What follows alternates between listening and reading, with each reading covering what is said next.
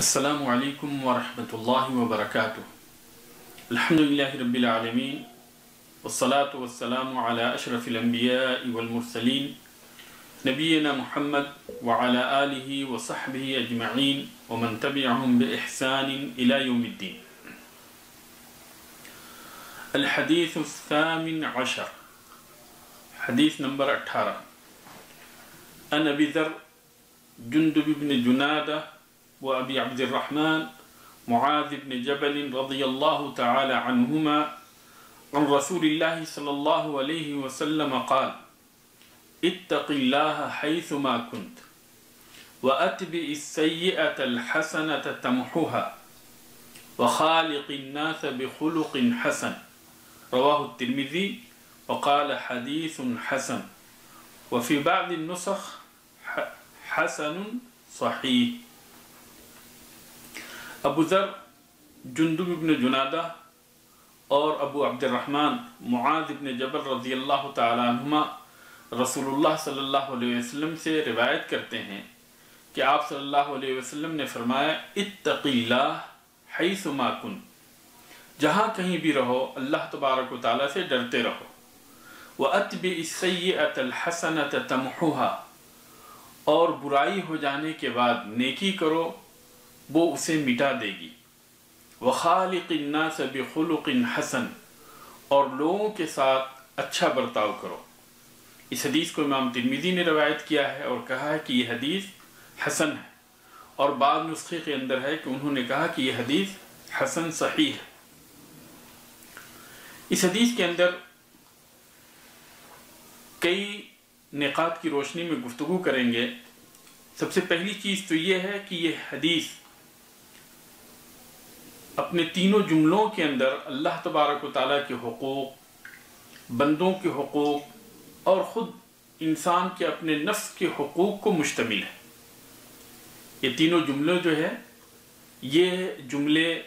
اللہ تبارک و تعالیٰ کے حقوق اس کے اندر بیان کیے گئے ہیں، بندوں کے حقوق بیان کیے گئے ہیں، اور خود نفس کے حقوق کو بھی اس کے اندر بیان کیا گیا ہے۔ نبی کریم صلی اللہ علیہ وسلم نے فرمایا: اتق اللہ حیث ما کن، جہاں کہیں بھی ہو اللہ تبارک و تعالیٰ سے ڈرتے رہو۔ لغت کے اندر تقوی کا مطلب یہ ہے کہ انسان اپنے بیچ اور جس چیز سے وہ ڈرتا ہے اس کے بیچ کوئی ایسا سامان بنا لے کہ جس کے ذریعے سے وہ اس سے بچ سکے، جس سے اس کو ڈر ہے اس سے وہ بچ سکے۔ جیسے کہ انسان جو ہے زمین پہ تکلیف دہ چیزوں سے بچنے کے لیے جوتے اور چپل پہن کے چلتا ہے، یا اسی طرح سے سورج کی دھوپ سے بچنے کے لیے انسان گھر کے اندر یا خیمے کے اندر پناہ لیتا ہے۔ اور شریعت کے اندر اس کا مطلب یہ ہے کہ انسان اپنے اور اللہ تبارک و تعالیٰ کے غضب کے بیچ بچاؤ کا سامان اختیار کرے کہ جس کے ذریعے سے وہ اللہ تبارک و تعالیٰ کے غضب سے بچ سکے۔ اور یہ کیسے ممکن ہو سکتا ہے؟ یہ اس طرح سے ممکن ہوگا کہ اللہ تبارک و تعالیٰ کے جو احکامات ہیں ان احکامات کے مطابق عمل کر کے، جن چیزوں سے اللہ تبارک و تعالیٰ نے روکا ہے ان سے اپنے آپ کو دور رکھ کے، اور جن چیزوں کی خبر دی گئی ہے شریعت کے اندر ان کی تصدیق کر کے، اور شریعت کے مطابق اللہ تبارک و تعالیٰ کی عبادت کر کے، اس طریقے سے بندہ جو ہے تقوی اختیار کرے۔ بدعات اور خرافات، شرکیات، ان ساری چیزوں سے دور رہ کے شریعت کے مطابق اللہ تبارک و تعالیٰ کی عبادت کر کے بندہ جو ہے تقوی اختیار کرے۔ اور تقوی جو ہے یہ ہر حال میں مطلوب ہے۔ بندہ چاہے جس جگہ پہ بھی ہو اور جس وقت میں بھی ہو، جس زمانے میں بھی ہو، تقوی جو ہے بندے سے مطلوب ہے۔ تو چاہے وہ خلوت کے اندر ہو یا جلوت کے اندر ہو، لوگوں کی موجودگی میں ہو یا تنہائی کے اندر ہو، ہر حال میں تقوی اختیار کرنا ضروری ہے۔ اسی لیے نبی کریم صلی اللہ علیہ وسلم نے فرمایا: اتق اللہ حیث ما کن، کہ جہاں کہیں بھی ہو اللہ تبارک و تعالیٰ سے ڈرتے رہو۔ پھر آپ صلی اللہ علیہ وسلم نے فرمایا: وَأَتْبِعِ السَّيِّئَةَ الْحَسَنَةَ تَمْحُوهَا، اور برائی ہو جانے کے بعد میں نیکی کرو، یہ نیکی اس برائی کو مٹا دے گی۔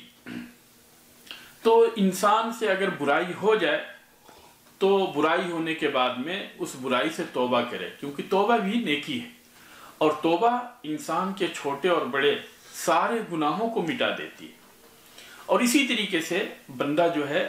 نیک کام کرے، نیکی کرے،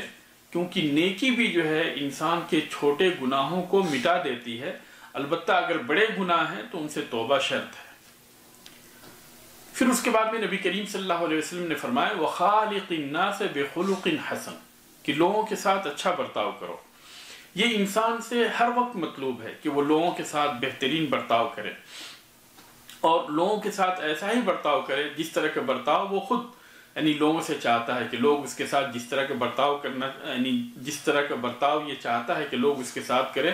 اسی طرح سے جو ہے اچھا برتاؤ وہ لوگوں کے ساتھ کرے۔ کیونکہ نبی کریم صلی اللہ علیہ وسلم کی حدیث ہے لا یؤمن احدکم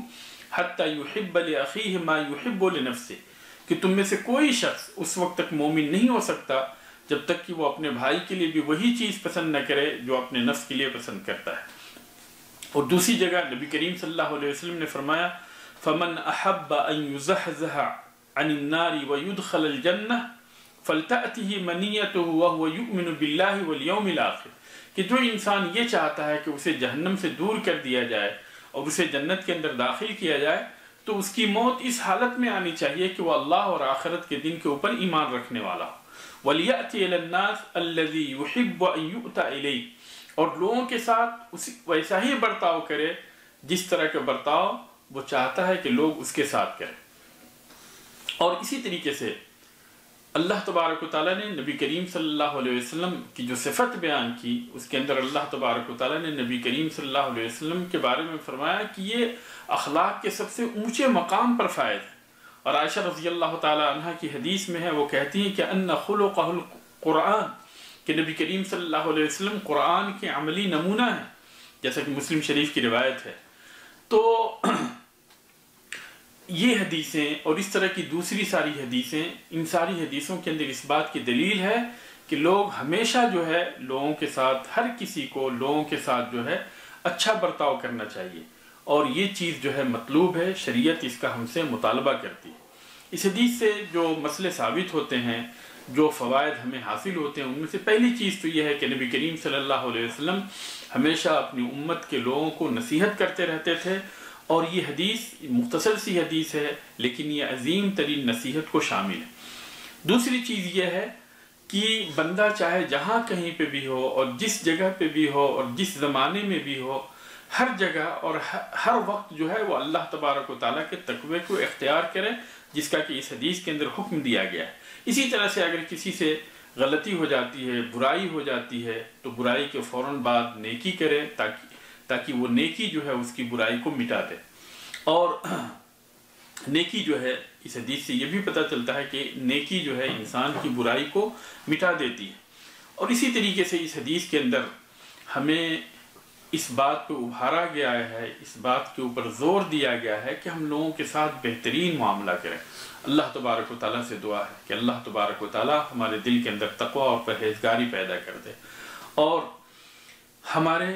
نفس کو ہر طرح کی برائی سے محفوظ رکھے، اور ہمیں اس بات کی توفیق دے کہ ہم لوگوں کے ساتھ بہترین معاملہ کریں، اچھا برتاؤ کریں۔ اللہ تبارک و تعالیٰ تو سب کی دعاؤں کو سننے والا اور قبول کرنے والا ہے۔ اللہ تبارک و تعالیٰ تمہاری بھی دعاؤں کو سن لے اور قبول فرما لے۔ آمین وآخر دعوانا ان الحمد للہ رب العالمین، والسلام علیکم ورحمۃ اللہ وبرکاتہ۔